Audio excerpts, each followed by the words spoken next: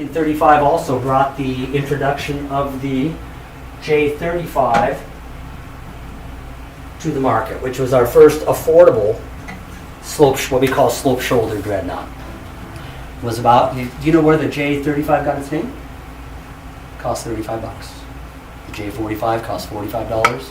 The J200 was $200. The good old days. But that's how Gibson named their guitars back in the early days, was by the price point on it. The J35 brought something new to the Gibson, the way Gibson thought about the guitars. What they did is they took the standard X bracing that they had been using in the small body guitars and the jumbos, and they took this X brace and they actually just took it and just widened it out a little bit. And they found that it just gave the guitar a totally different dynamic range. It totally changed the tone of the guitar. So the jumbos switched to that. The J35s changed to what we call the advanced bracing, we called it at the time. And the advanced jumbos had that bracing. And it's kind of a funny story because we built those guitars for a while, and then for some reason Gibson went away from that. And it wasn't until we got to Montana 70 years later that they realized, wow, those old guitars had different bracing. We should try that. And so we'll talk a little bit more about the modern guitars we're building with that bracing. But it's funny how sometimes you forget what got you there. 1937, a cowboy by the name of Ray Whitley is playing, and he's doing the Grand Ole Opry thing. And in those days, they had one microphone. It wasn't a very good microphone to begin with. And he came to Gibson, and the cowboys all dressed up, you know, in their whole jackets and everything. And he came to Gibson, and as the story goes, said, you know, I've got a group of background singers over here. I've got a full band over here. I'm singing. No one can hear my guitar because all the guitars were small at that time. He goes, I want you to make me a big guitar, and I want it to be flashy so it matches my jacket. Thus was the beginning of the J200. It was the biggest thing anyone had ever seen up to that time as far as a guitar. And everyone at first was a little skeptical about it, but when you just... they just worked. The maple is just bright and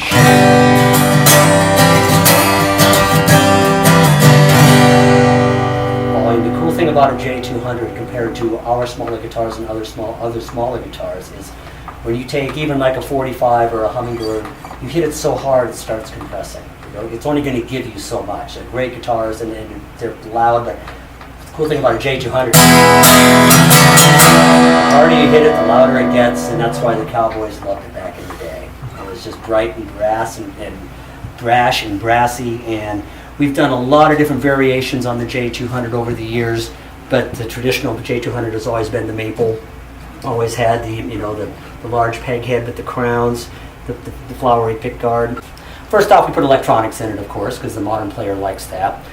We always looked at things that were problematic or issues we had to deal with guitars and figure out how can we fix that. One of the things is, those of you that have been around Gibson Acoustics and Hummingbirds and 200s know that this design can wear off. You've seen old ones that have the design that's been the pick or even just from your finger.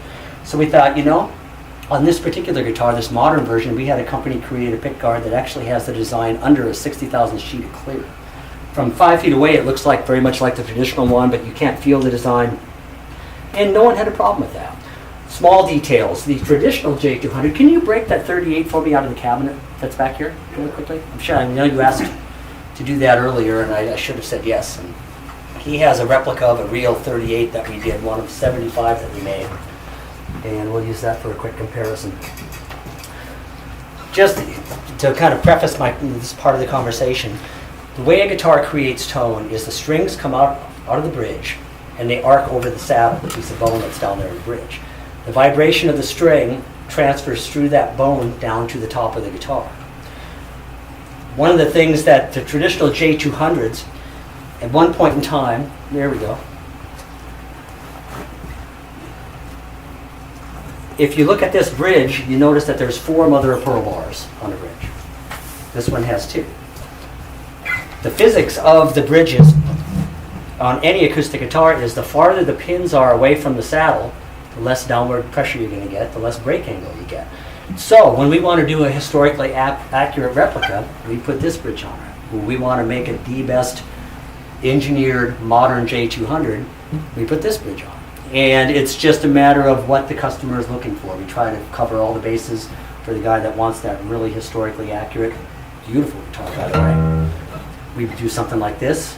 But for that guy that wants the best 200 that we can make utilizing the modern technologies that are available, we have this one. And we try to do that across the board, still making the guitar have the dynamic look and feel of that vintage guitar, but making it the best J200 we can. In the 200 line, one of the things that we always have over the years kind of beat our heads against the wall about was J200s are not inexpensive guitars. And there's always those people out there, oh God, I wish I could have a big super jumbo, but I just can't quite get there financially. And so we have offered variations on the 200 at a little bit more attractive price point. For this year, for 2016, we are offering the J100, and we're using figured walnut back and sides, which is just beautiful. Now, walnut is a wood that is, rosewood, maple, and mahogany have always been the big three for acoustic guitars. That's what the general public knows. That's what they have come to expect from an acoustic guitar. But walnut is getting very popular. From a lot of manufacturers are using it now. It's very accessible. It's very ecologically friendly, and it sounds just wonderful. I mean, it just has a wonderful tonality to it. It's a little bit brighter than rosewood, not quite as bright as maple, and it just looks good. Now, in this particular guitar, we're using a Granadillo fingerboard and bridge. Did the honeyburst top to kind of match the tonality of the walnut, and just kept the pickguard plain. We don't want to dilute the J200 too much. But one thing we did for this year also is we have switched our pickups in the 200s to the new bags. Well, not new, the bags Anthem systems. They're just very user-friendly, sound fantastic, and just work great. So that's our super jumbo lineup for this year. First started in 1937, thanks to that gentleman named Ray Whitley, who was at that time as big as like Roy Rogers, Gene Autry, all those guys. Moving into the 40s, 1942, Gibson first introduced the J45. And this is kind of a little bit more of a vintage version of it. The J45 has been our biggest selling guitar every year since 1942. And it just works. I mean, those of you that are players have tried these, have played these, and it's just...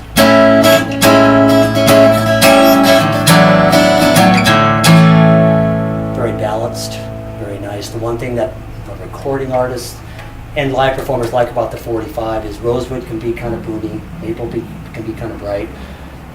Big guitars can be just a little bit cumbersome on stage and such. J45 is the most recorded guitar in music history. No one can doubt that. And there's a reason for it, it just works.